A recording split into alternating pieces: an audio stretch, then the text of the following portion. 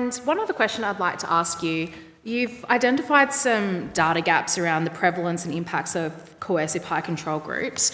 We've also heard a lot from other witnesses about the need for more data and research in this space. What kind of data or research do you see as most urgently needed? Especially around kids and cults. As far as we know, as far as I know, Janja Lalic is an exception, and there isn't much on this otherwise. We don't have, at least here in New Zealand, we certainly don't have enough research into especially the current cults.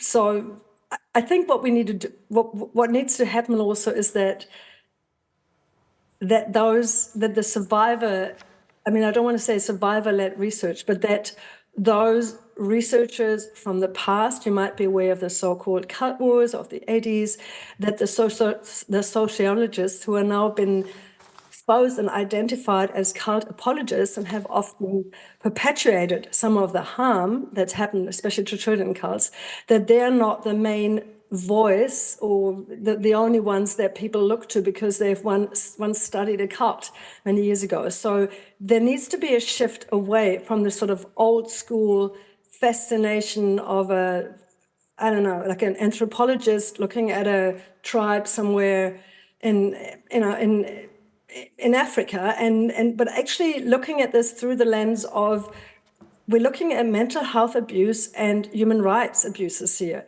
and to identify those stronger. So to get away from the practices and the belief systems, that's all been studied. The focus needs to be on human rights and mental health.